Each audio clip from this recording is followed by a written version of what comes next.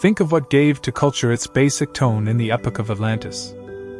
Lucifer and Ahriman wish, during the post-Atlantean period, to interpose the old Atlantean culture everywhere so that the faculties imparted by the progressive powers are rendered primitive for the fifth post-Atlantean epoch and human beings will desire to depart.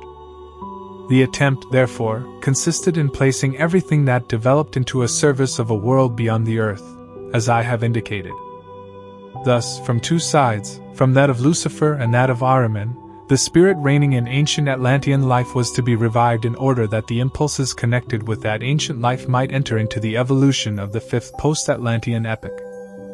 You will remember that in Atlantean times the impulses within the souls of men were turned to the Great Spirit, who was designated by a word or sound of which an echo still exists in the Chinese Tao. Such was the designation of the Great Spirit in the time of Atlantis. The Luciferic and Ahrimanic striving consists essentially in bringing what had come later, and what was still to come, into the service of the Tao, into the service of the Great Spirit. This was not, of course, the Great Spirit as he had reigned in Atlantis, but a being who had come after him, a kind of little son. Lucifer and Ahriman strove to resuscitate Atlantean impulses by reckoning, not with the normal powers of the fifth post-Atlantean epoch, but with the impulses that had remained behind in the service of the Great Spirit Tao.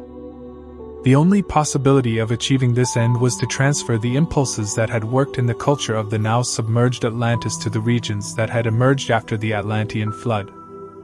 Thus a part of what had succeeded the Great Spirit passed over to the east, to Asia, as it were, where certain mystery cults were gradually established during the 10th, 11th and 12th centuries AD. These mystery cults assumed a certain character inasmuch as they were a renewal, a revival, of the ancient cult of Tao in its original form, not in the form in which it still exists among the degenerate Chinese who have intellectualized it. These mystery cults in Asia were a revival of that kind of initiation that led to actual perception of the elemental spiritual, living and weaving beneath the material world of the senses, and to actual perception of the one great spirit. Certain priests of these Asian mysteries were initiated into the ancient Atlantean cult, which naturally led to delusions because it was unsuited to this later epoch. One of these priests had attained such an advanced stage in his initiation in Asia that he possessed full knowledge of the nature of the Atlantean impulses and was able to hold actual converse with the successor, the unlawful successor, of the Great Spirit Tao. It was he who, in Asia, transmitted the inspiration he had received through the Great Spirit to an external, worldly power, to a pupil who then became known in history as Genghis Khan. Genghis Khan was the pupil of a priest who had been initiated into these Asian mysteries, and he instilled into Genghis Khan the following: "The time has now come for divine justice to scour the earth. The charge has been laid upon you to put this divine justice into operation, and you must now place yourself at the head of all those men who, starting out from Asia, can enact divine justice all over the earth." Similar attempts modeled on the campaign of the Huns and so forth, had failed, but now, essentially through the impulse given by this Asian priesthood, the Mongol campaign was set in motion. This campaign was intended to carry into European culture influences that would have caused the souls of men to believe in divine justice, to fall under its sway, and gradually to take leave of the earth without any inclination to return.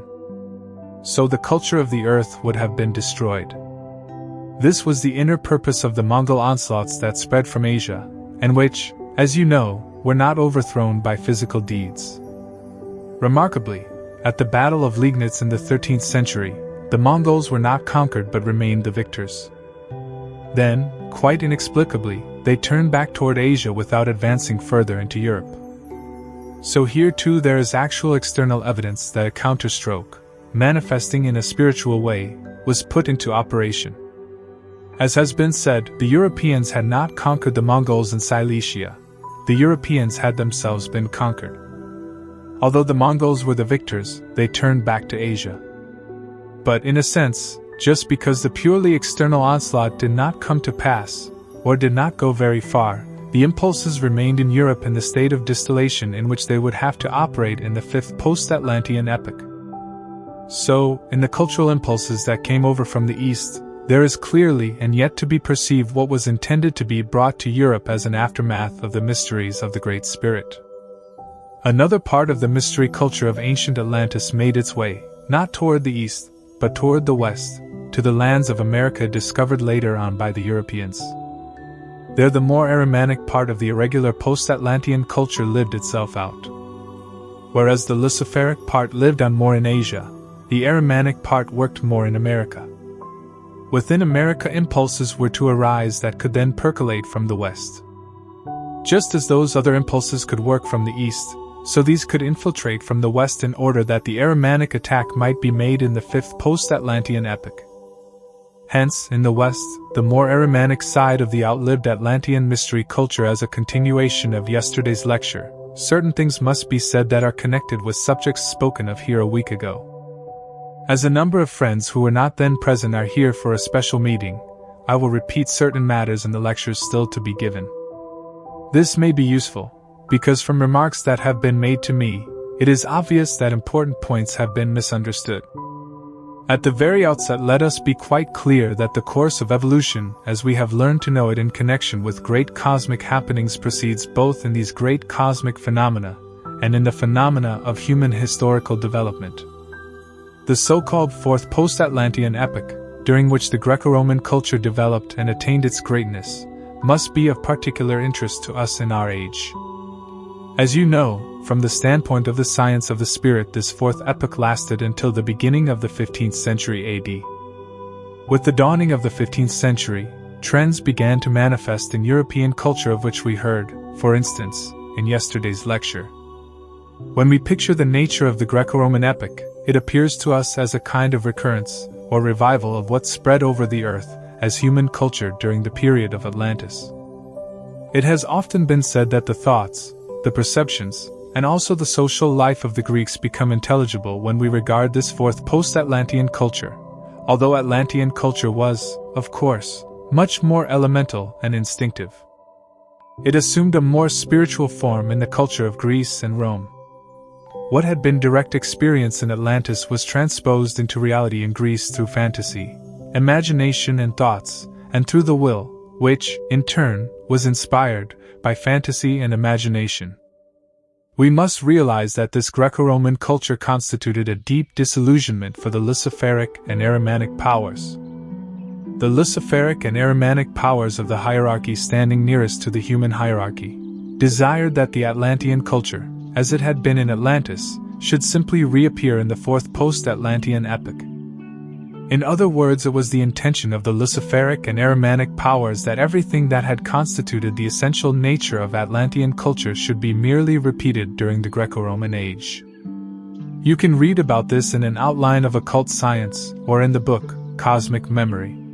This plan was frustrated inasmuch as humanity was raised to a higher stage consistent with the post-Atlantean era. What was essentially new and great in Greek and Roman culture constituted a spiritual disillusionment for the Luciferic and Aramanic powers.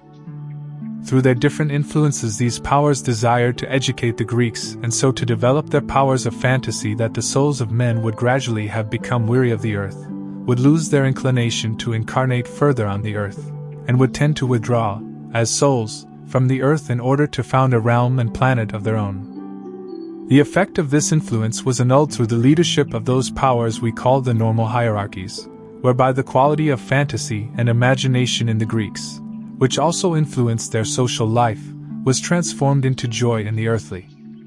The Greek received into his nature such a joy in the life of earth and of the senses that he had no desire to live merely in the world of imagination where his soul would be alienated from earthly existence, but inclined rather to the attitude expressed in the well-known words, "Better to be a beggar on the earth, than a king in the realm of shades."